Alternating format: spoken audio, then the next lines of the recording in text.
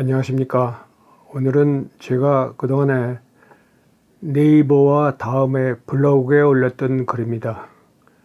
나에게 의미 있는 소중한 책을 모으자입니다. 저는 중학교 때부터 독서가 나의 취미다 이렇게 생각했습니다. 그리고 또 주위에 그렇게 말해오곤 했죠. 당시의 취미라면 우표 모으기 또는 화폐 모으기 또는 동전 모으기 또 크리스마스 시일 같은 걸 모으기도 했었습니다. 지금 생각해보면 참 단조로웠습니다. 요즘은 이 취미의 범위를 어디라고 규정할 수 없을 만큼 매일매일 다양한 취미가 소개되고 깜짝깜짝 놀라기도 합니다. 하지만 어느 취미든 그 분야가 어떻든 또 얼마나 오래된 취미든 막론하고 그 취미라 할 것 같으면은 공통적인 게 있습니다. 그 취미를 향유하고 즐기기 위해서는 돈과 시간 그리고 정성을 들여야 된다는 것입니다.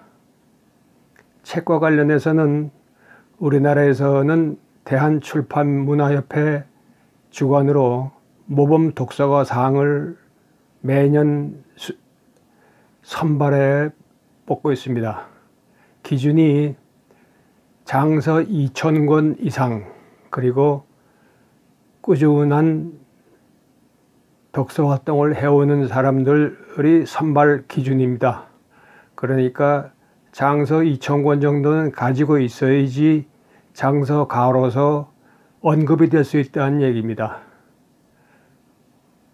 모범 독서가상으로선 선발되는 사람들은 대개 5,000권 이상 또는 2만 권, 3만 권에 이르는 그런 사람들도 있습니다. 하지만 이렇게까지 욕심낼 필요는 없겠죠. 일반적인 사람들은 그 권수에 상관없이 책을 사랑하고 독서를 즐기는 것이면 족합니다. 하지만 거기에도 우리가 생각해 볼 여러 점이 있습니다. 책을 모으는 사람들을 보면은 대개는 당장 읽을 책이 아니고 그런데도 사서 모으는 사람들이 많습니다. 그래서 주위나 또는 집안에서 핀잔을 많이 듣죠. 무엇하러 당장 읽을 것도 아닌 책들을 사서 모으느냐고요. 하지만 이것도 하나의 도락이라고 생각할 수 있습니다.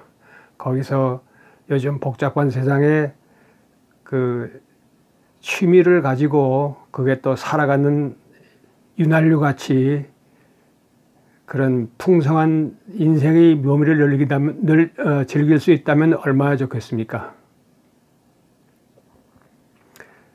이런 거를 이제 애서 취미 또는 수소 취미라고 부를 수 있습니다.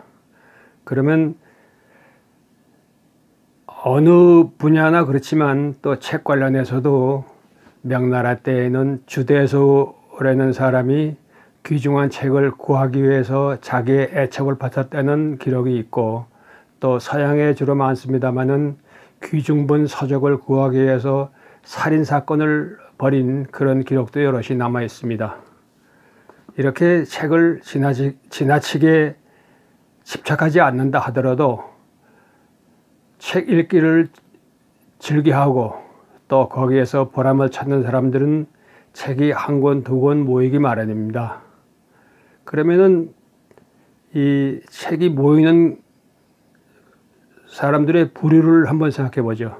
첫째는 독서를 좋아하고 나에게 감명을 주었거나 내가 생각할 때 귀하다고 하는 것을 남에게 빌려보지만 않고 또 곁에 두고 아무 때나 들춰보고 싶은 그런 욕구를 가지게 됩니다. 이거는 가령 아주 귀여운 강아지를 남의 집에 가서 잠깐 만지고 오는 것보다는 내가 강아지를 소유하고 싶은 그런 마음이랑 같은 겁니다. 사실은 대부분의 경우는 여기에 속하는 사람들입니다. 또 책을 이렇게 수집하는 사람들 중에서 두 번째를 보자면은 책을 하나의 재산으로 보는 사람들입니다. 우리 요즘 TV에 가끔 귀중한 책이 이렇게 소개되는 걸 볼 수도 있습니다. 고서들인데 뭐 1억이 호가하기도 하고, 또는 국보로 분류된 책들도 있죠. 예를 들어서 훈민정음 해례본 같은 거는 값을 따질 수 없다고 또 그럽니다. 우리나라도 그렇지만 이 서양 쪽에는 이러한 귀중본을 다루는 사람들이 많아서, 또는 그런 사람들 간의 전문적인 이런 소사이어티가 구성되어 있기도 합니다. 그 다음에 세 번째로는 그냥 책을 사 모으는 사람들입니다. 가령 여러 가지 쇼핑 유형이 있겠죠. 그 중에 책을 쇼핑하는 사람들을 말합니다.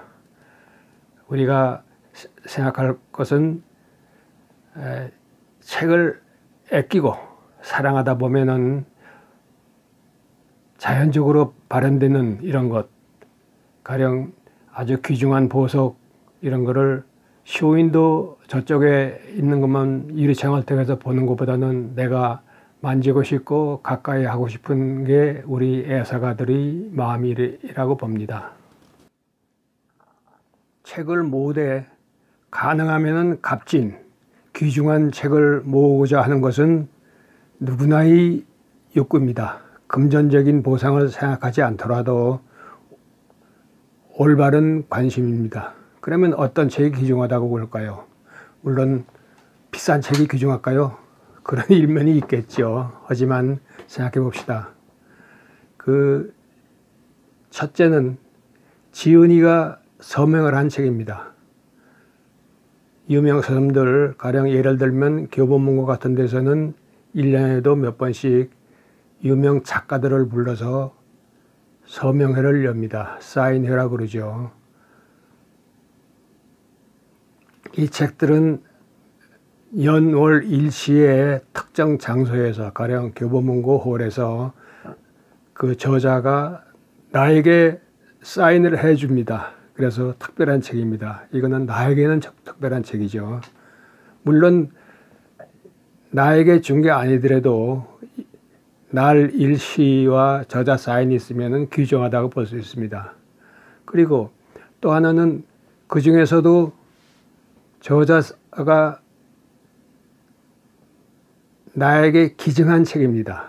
보통은 그냥 드림 또는 증정 이렇게 도장을 찍는 수도 있겠지만, 그 저자가 직접 나에게 일시 또는 저자의 이름과 내 이름도 들어가 있으면 이거는 나에게는 상당히 귀중한 책입니다.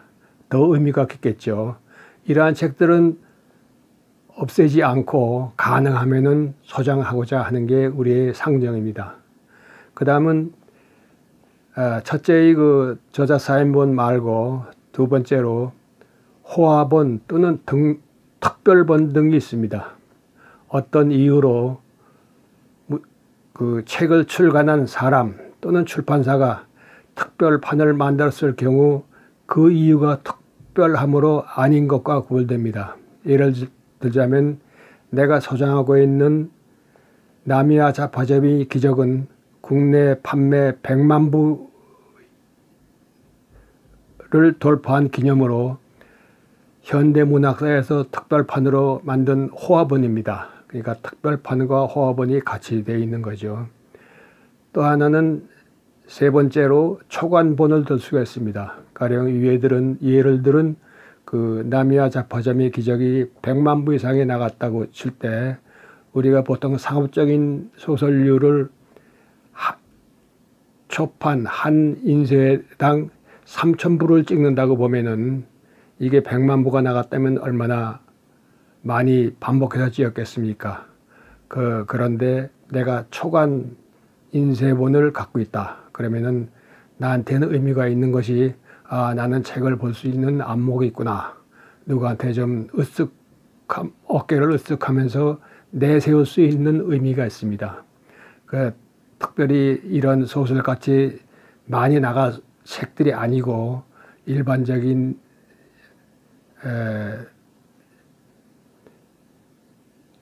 저자가 쓰는 책들은 1,000부 또는 2,000부 정도를 한 번 인쇄에 찍습니다. 일쇄라고 그러죠. 그러니까 이거는 초간본이라면은 나 자신이 이거는 책을 잘 골랐다 하고 이렇게 내세울 수 있을 만한 겁니다.